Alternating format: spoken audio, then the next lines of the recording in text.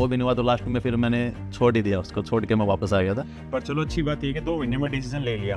अच्छा तो ये बता कि तूने फिर जब तेरा टारगेट सीजीएल था तो फिर तूने वो बेलदार वाली नौकरी क्यों ज्वाइन की?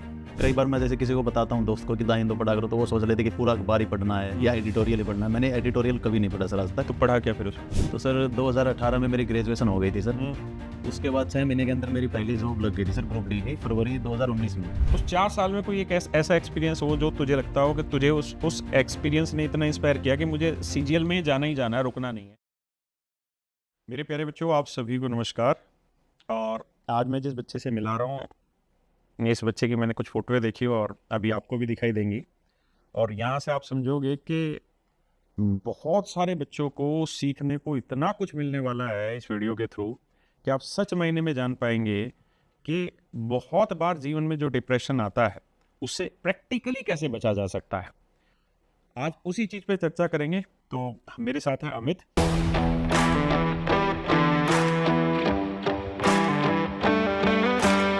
तो अमित भाई, पहले तू अपने बारे में कुछ चीज़ें बता, कहाँ का रहने वाला है, क्या घर परिवार है, फिर आगे बात करेंगे। जी सर, मेरा नाम अमित गोस्वामी सर, जैसा कि आपने बताया।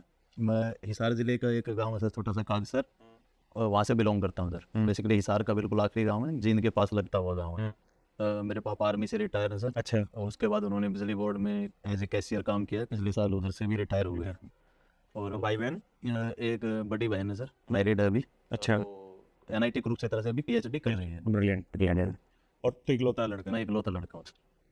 अब इस इकलौता लड़के की कहानी को याद रखना, आगे इसको एक जगह बहुत बड़ी चीज़ आपको सीखने को मिलेगी।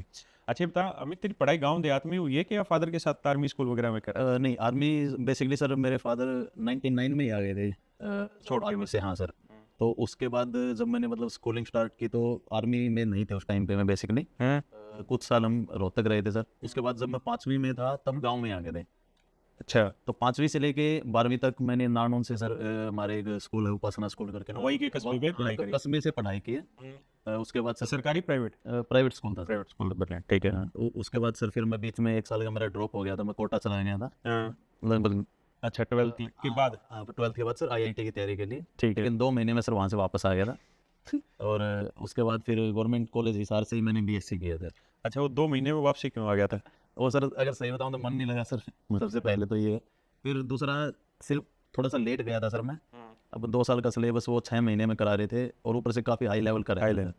तो पहले तो बल्कि पकड़ पाने में दिक्कत? हाँ, तो पहले IIT का कर रहा था सर, वो नहीं हुआ तो फिर JEE मेन का करने लगा, वो भी नहीं हुआ तो लास्ट में फिर मैंने छोड़ ही दिया, उसको छोड़ के मैं वापस आ गया था। पर चलो अच्छी बात ये कि 2 महीने में डिसीजन ले लिया। हाँ। और बहुत सारे लोग इस उलझन में लगे रहते हैं और कई साल निकाल देते हैं। तो बेटर तरीका है कि एक बार डिसाइड करिए, अगर वो चीज़ में मन नहीं लग रहा तो उसको क्विट भी कर दीजिए। बहुत सारे बच्चे हैं कि प्राइवेट जॉब कर रहे हैं आज के टाइम में और फिर साथ साथ सरकारी नौकरी की तैयारी भी करते हैं। और हमेशा उनकी समस्या ये रहती है कि ना तो जॉब पे पूरा 100% कंसंट्रेट हो पाते हैं और ना वो तैयारी ढंग से कर पाते हैं। बिल्कुल। तो वो डिसीजन एबिलिटी बहुत ज़रूरी है वहाँ पे। अच्छा, तूने BSc कौन से साल में स्टार्ट की थी? BSc सर ये मैंने की थी मेरी 18 में कंप्लीट हुई है सर। अब 18 के बाद 18 से जर्नी बतानी चालू कर तो यार। हाँ, तो क्योंकि तेरे तो इतने सारे सिलेक्शन है कि मतलब हद से ज़्यादा। लेकिन तू ही बता। तो सर 2018 में मेरी ग्रेजुएशन हो गई थी सर। उसके बाद 6 महीने के अंदर मेरी पहली जॉब लग गई थी सर, ग्रुप डी की, फरवरी 2019 में। फरवरी 2019 में हरियाणा में? हाँ सर। हरियाणा गवर्नमेंट या स्टेट गवर्नमेंट? स्टेट गवर्नमेंट है sir, Haryana government. Sorry, Haryana state government. तो वहाँ पे मेरी जॉब लग गई थी सर ग्रुप डी की, एज ए बेलदार।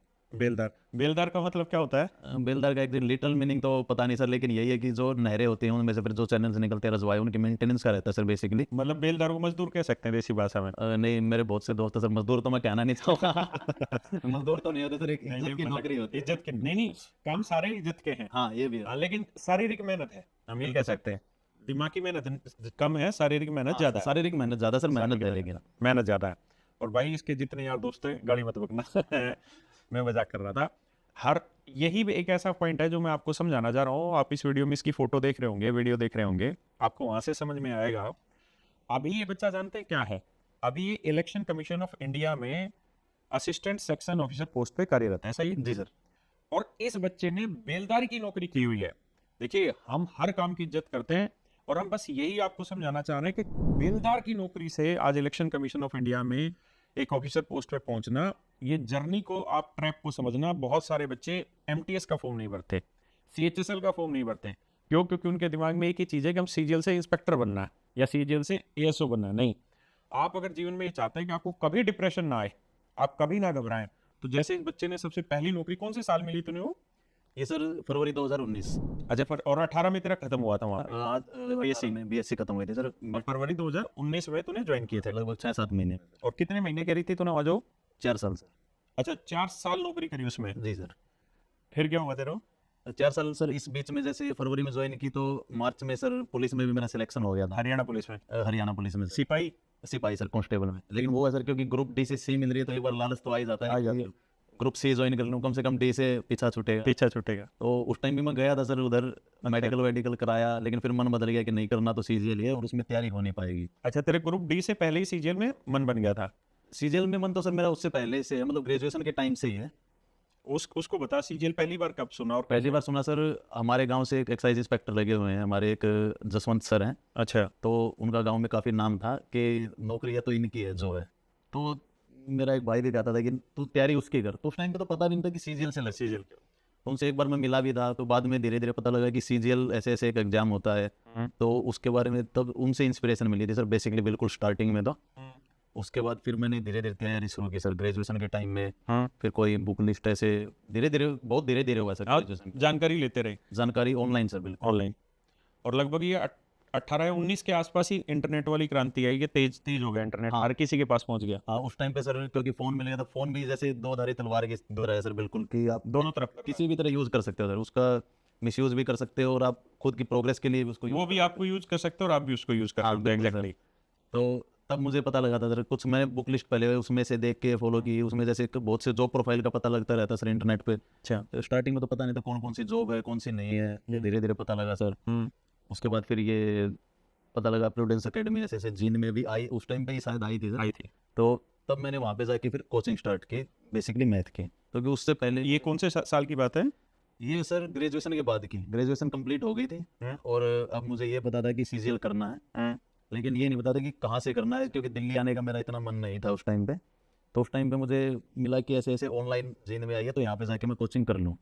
तो तब मैंने पहली बार एडमिशन लिया था सर प्रूडेंस में। प्रूडेंस में सर। बच्चों, प्रूडेंस बेसिकली जो कैरियर बना, इससे पहले हमारा एक इंस्टीट्यूट था जिसमें मैं, जयदीप सर और अरुण सर, हम तीनों उस इंस्टीट्यूट को चलाते थे और हम ऑफलाइन पढ़ाया करते थे। और वहीं से पूरे भारत में अलग अलग फ्रेंचाइजी पे, मतलब सेंटर्स पे हमारी क्लासें चला करती थी।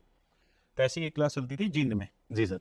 तो जींद में इस बच्चे ने 2018-19 में कहीं एडमिशन लिया होगा। जी सर। अच्छा, उसके बाद फिर ये 2019 फरवरी में तेरा ये वाला हुआ, ग्रुप डी वाला सर। फिर हरियाणा कांस्टेबल। हाँ सर। उसके बाद की जर्नी? उसके बाद सर बीच में जैसे क्लर्क का भी हुआ सर, बीच में धीरे धीरे। और क्लर्क का कौन से साल? हरियाणा का या सेंटर का? ये सेंटर का भी हुआ था सर और हरियाणा का भी। हरियाणा का एग्जैक्ट साल याद नहीं सर, लेकिन इसका सेंटर का CHSL 18 से ही हुआ था सर। अच्छा, 18 में हुआ। इलेक्शन कमीशन में ही मुझे JSC की पोस्ट मिली थी सर। अच्छा, जिसमें अभी तू है उसी डिपार्टमेंट में 2018 वाले जो हुआ होगा 2019 में एग्जाम। अच्छा, CHSL के थ्रू इलेक्शन कमीशन में मिली थी सर। तो फिर उसमें ज्वाइन की थी तूने? नहीं, उस टाइम पे लगभग 10 महीने के आसपास ज्वाइनिंग में लग गए थे सर। अच्छा। तो और दूसरी वही सर कि ये था कि सीजीएल ही करना है। सीजीएल करना है, टारगेट फिक्स था सर एक तरह से। तो बीच में और रेलवे वगैरह के भी एग्जाम दिए सर। और रेलवे में तूने लिखा हुआ रेलवे NTPC? ये हाँ, कमर्शियल अप्रेंटिस, जैसे NTPC निकलते हैं, कमर्शियल अप्रेंटिस में मेरा हुआ था। और CHSL 2018 में ECI GSO चकला किए वाले जो एक 2021 में IB वाला तूने किया हुआ क्लियर है? ACIO। हाँ सर। ये IB की वैकेंसी निकलती है हर 2 साल में एक बार निकलती है। 2-3 साल में निकलता है। बढ़िया जबरदस्त एग्जाम होता है। और 2020 में डिविजनल अकाउंटेंट। जी सर। और जो अभी तू सिलेक्शन ले रखा है, जिसपे तू पोस्ट पे है कार्यरत, ये कौन सा है तेरा? CGL 2021 है सर। अच्छा, ये 2021 में 56 है। और रैंक क्या है तेरी 2021 में? ऑल इंडिया रैंक 56 है सर। 2021 में रैंक 56 अपने आप में बड़ी चीज है। तो अच्छा, अब तक आया क्यों नहीं हमसे मिलने? ये अभी भी बीच में मैंने सर एक कोई टेलीग्राम पे पोस्ट आई थी उसमें, ये करियर विल का आपके लिए क्या योगदान है इस तरह का। अच्छा। तब मैंने उसमें मैसेज किया था सर, तो वापस कॉल बैक आई। तो उस टाइम पे वैसे इलेक्शन चल रहे थे सर। अच्छा, ज्वाइनिंग तेरी हो रखी? हाँ, और ऐसे एग्जैक्ट कोई कांटेक्ट करने का मुझे पता नहीं था सर कि कैसे है। तो तब मेरा कांटेक्ट हुआ, तो आज फिर मैं आ गया सर, छुट्टी का दिन था। तो अब इस बच्चे ने 2023 में ज्वाइन किया तूने इलेक्शन कमीशन? 2023 में सर, असिस्टेंट सेक्शन ऑफिसर। तो अभी ठहर गया कि अब आगे भी कुछ एग्जाम में लगा पड़ा है? नहीं, अभी तो ठहरे गया हूँ सर। अच्छी यहाँ पे सही है सर अभी फिलहाल के लिए। हाँ, बढ़िया। ये इसमें और इसमें इलेक्शन कमीशन ऑफ इंडिया में आप जानते हैं प्रमोशन भी बहुत फास्ट है। अच्छा, तो ये बता कि तूने फिर जब तेरा टारगेट CGL था, तो फिर तूने वो बिलदार वाली नौकरी क्यों ज्वाइन की? बेलदार वाली सर, क्योंकि एक तो पहली नौकरी थी सर, दूसरा कोई ना कोई नौकरी तो करनी ही थी सर। अभी सीजीएल तो होगा जब होगा, उस टाइम तक बीच में कुछ ना कुछ तो नौकरी मिले सर, तो तब की थी उस टाइम पे ज्वाइन। बल्कि एक गांव में कह रहे थे, जैसे मेरी मम्मी को बोल रहे थे, ये जैसे पता था सर कि पढ़ने वाला लड़का है, तो बोलेगी एक ग्रुप डी की कर लेगा। तो मेरी मम्मी बोली क्यों, इसके पास पेट नहीं है तो पढ़ने के लिए पेट इसके पास भी है, तो उसके लिए करना चाहिए, तो करेगा क्यों नहीं, जरूर करेगा। तो फिर उस जॉब के साथ साथ तो अपनी पढ़ाई कंटिन्यू करता चला गया। हाँ बिल्कुल, पढ़ाई मैंने कंटिन्यू रखी सर, क्योंकि उसमें काफ़ी अच्छा टाइम मिल रहा था सर सबसे। अच्छा, तो उस जो बेलदार वाली जॉब तूने 4 साल करी हरियाणा में, उस 4 साल में कोई एक ऐसा एक्सपीरियंस हो जो तुझे लगता हो कि तुझे उस एक्सपीरियंस ने इतना इंस्पायर किया कि मुझे सीजीएल में जाना ही जाना है, रुकना नहीं है। क्योंकि उस बीच में तेरा कांस्टेबल में हुआ, वहाँ नहीं गया, सीएचएसएल तूने ज्वाइन नहीं किया, एक्साइज इंस्पेक्टर जो हुआ वो फिर कैडर तेरा दूसरा था जी जी सर। उस चक्कर में, और उस समय कोर्ट केसेस भी थे। तो ये जो 2019 फरवरी में तूने ज्वाइन किया था और अब 2023 अगस्त में इलेक्शन कमीशन में आया, तो ये लगभग 4-5 साल तेरे गए, 4 साढ़े 4 साल हो गए। तो इस 4 साढ़े 4 साल तक अपने आप को लगातार बांध के रखना, तैयारी करते रहना, छोड़ना नहीं, वो कैसे पॉसिबल था? और उस जर्नी के बारे में कुछ जो चीजें बताना चाहता है वो बता। यही था सर कि शुरू से ये लगता था कि कम से कम जो तैयारी मैंने की थी सर शुरू से, मतलब मैं अगर स्कूल की बात करूं सर, तो स्कूल में एक तरह से टॉपर था सर मैं उस टाइम पे। इसीलिए मैं आईआईटी के लिए तैयारी के लिए गया था सर, ये सोच के कि स्कूल में टॉप कर रहा है तो उधर भी कुछ ना कुछ हो जाएगा। लेकिन वहाँ पे जाके सब, जैसे यहाँ पे तो कुएं का मेंढक है सर, अगर वहाँ पे जाके सब पता लगता है कि नहीं ये बस की बात नहीं है, बहुत ऊपर की चीज़ें हैं। तो उसके बाद फिर मैंने इसीलिए जो एडमिशन लिया सर वो भी गवर्नमेंट कॉलेज में ही लिया। ब्रिलियंट। तो उसके बाद फिर जब अगर पहली नौकरी ग्रुप डी की भी मिल रही है तो ग्रुप डी की भी ज्वाइन कर ली सर। बहुत बढ़िया। उसके बाद फिर मैं जब ग्रुप डी की कर रहा था, तो लेकिन मेन टारगेट यही था कि सीजीएल करना है, और लगता था कि सीजीएल हो जाएगा, आज नहीं तो कल कभी ना कभी सीजीएल में कर लूँगा, क्योंकि लगातार जो है इंप्रूवमेंट हो रही थी सर स्कोर में।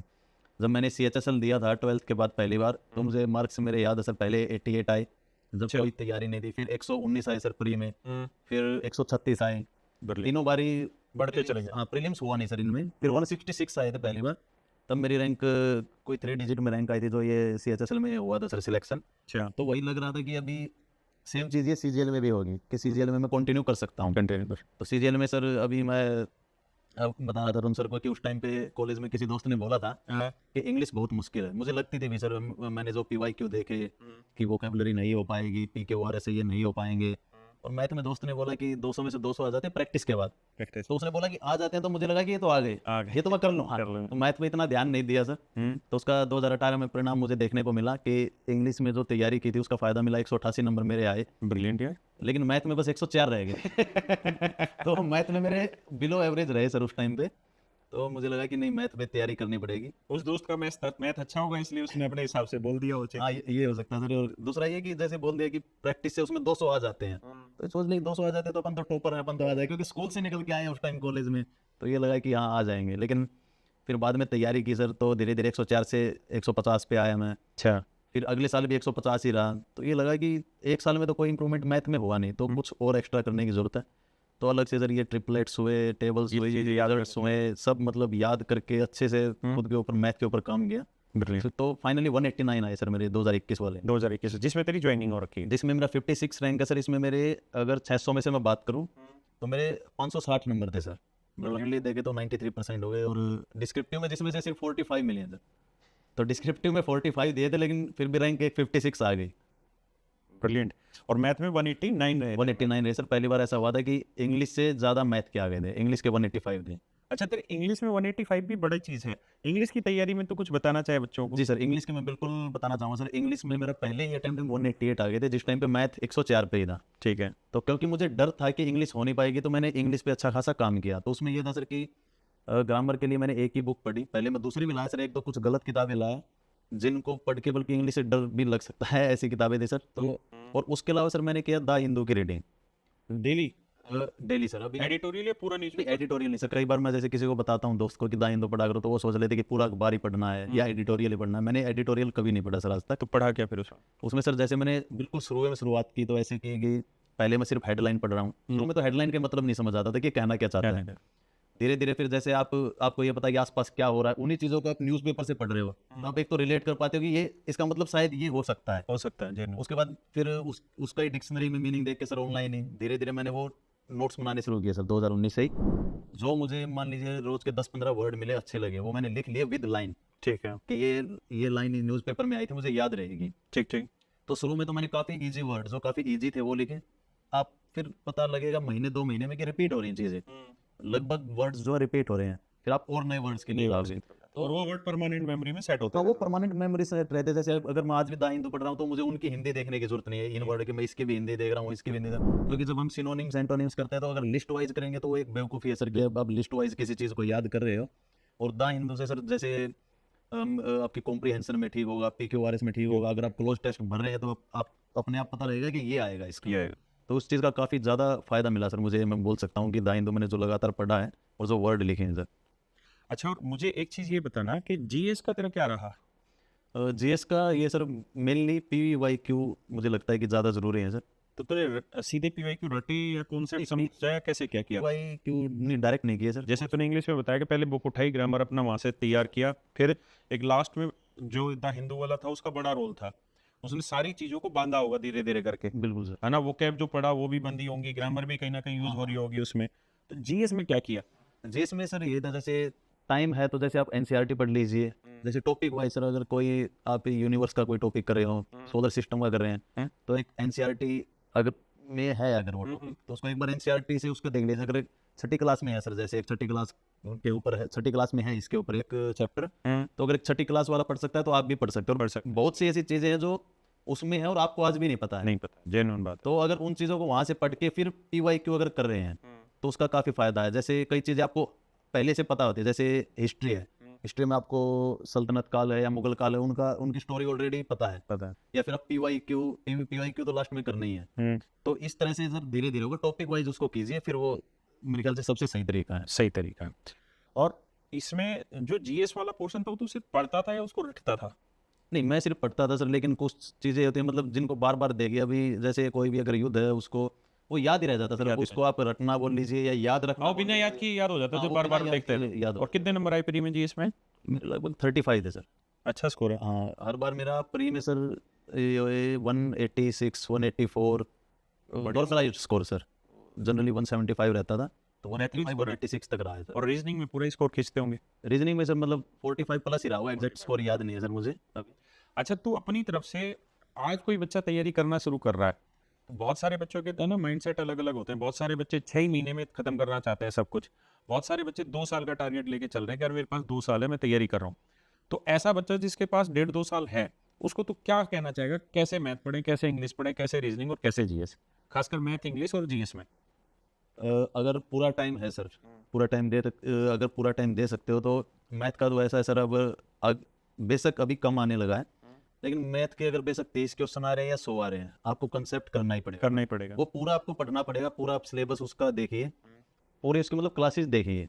जैसे मैंने जब स्टार्ट किया था तो सही बताऊं सर, मुझे तब इतना आइडिया नहीं था कि CP के ऊपर जो लाभ प्रतिशत ये आने प्रतिशत CP के ऊपर निकलते हैं। नहीं होता। जब मैंने पहली बार देखा कि ऐसे फ्रैक्शन से भी सवाल होते हैं कि आप 20% को 1/5 लिख रहे हो, तो वो एक तरह से जादू की तरह थे। अगर किसी ने नहीं देखा है तो उसके लिए वो है सर, जेन्युइन बात। तो आप एक बार अगर आपका बेसिक ठीक नहीं है तो मैथ का आप एक बार पूरा कर लीजिए।